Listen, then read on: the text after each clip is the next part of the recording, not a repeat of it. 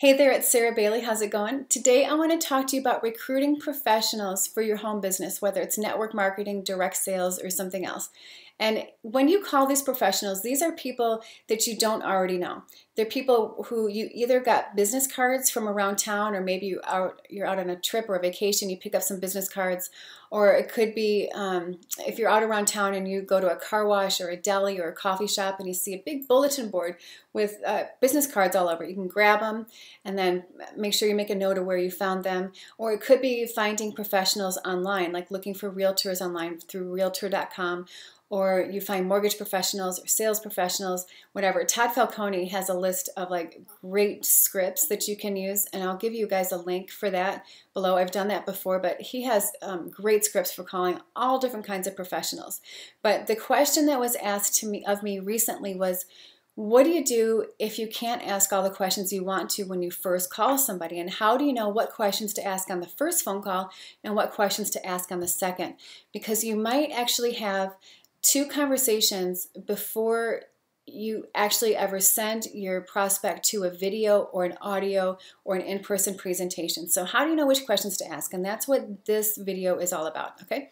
So you've already asked them, you've already stated the reason for your call, and I've done another video and a blog post on that, like when you first call a professional, what is it that you say to get them to find out if they're open, okay?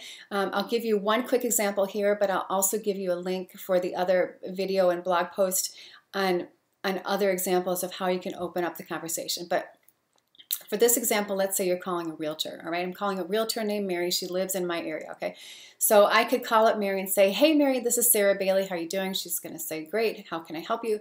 And listen, I was just doing an online search for realtors here in our area.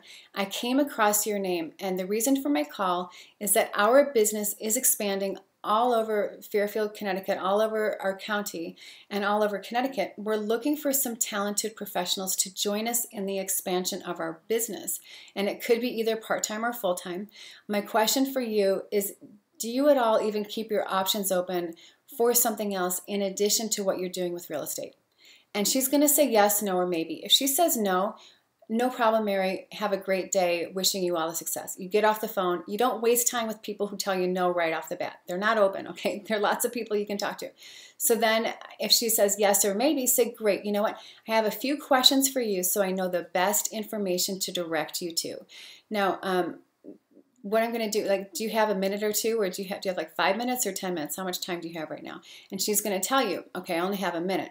Usually if you ask them how much time they have, they're going to tell you they don't have anything. So what I prefer to do is just to start in with my questions, to take control of the conversation, and then if I'm getting some vibes from her, like she's not that open right now or doesn't have the time or she's in a rush, then I will take those cues and then I'll set up a time for expanding the conversation, okay? So in the first conversation, if you have the time, you can ask this list of like 10 questions. But like I said, if you're getting the vibes from her that she doesn't have the time, then you will just ask a couple questions first. So the couple questions that you really want to ask in that very first phone call are, so, do you keep your options open? She says yes or maybe. Great. Listen, I have a few questions for you to ask you right now so I know the best information to send you to see if it's a good fit. First of all, and how long have you been in, and you say their profession, real estate. How long have you been in real estate? Great. Are you full-time or part-time? Okay, that gives you an idea of how much free time they have. Then you could ask them, I'm just curious, what is it that has you open to even taking a look at what we're doing? And she's going to say part of what her why is. This is really important to ask this question because it tells you how open they are, how serious they are about looking for something. Because she could say, you know what, sales in this area are really down. I only have one house listed. I'm desperate to make some more money. Not desperate, but we could definitely use some extra income in our family. So you're getting at her why. Forgive me for the water. Those of you who know I'm still recovering from cancer treatments on my neck. It's all gone, all good. But I still have to drink a lot of water when I talk. No big deal. All right, so you're asking her why she's open to taking a look. And then if you feel like you have some more time to ask some more questions, then you can, okay? So you could ask her, okay, what is it that you like best about what you do? and she's going to give you some reasons. Now write these down. This is really powerful, okay? You want to ask genuinely curious questions about the person as if you're at a party, the person is a new friend of yours, and you want to get to know them really well, okay? So you want to ask some questions and dig deep. So she's going to tell you what she likes, and then you could say, what else do you like about what you do? Or how cool is that you get to interact with all these people? Now I'm curious. So when you go out and you meet somebody, you just ask a question, okay? So you just dig a little deeper in their answers.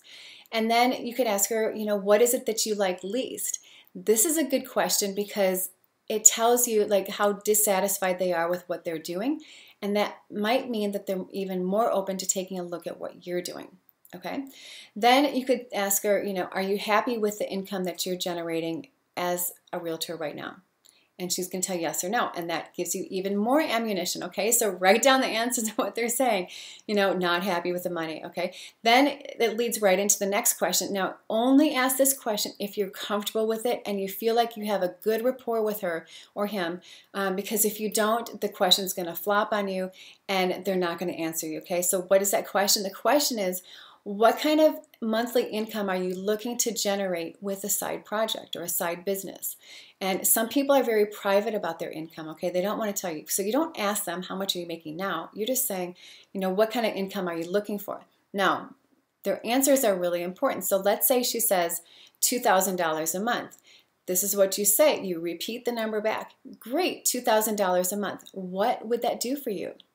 So now she's telling us what she's going to do with the money. This is really critical too. So let's say she says, I need money to pay off my bills and help pay for my kids' school. Okay, so awesome.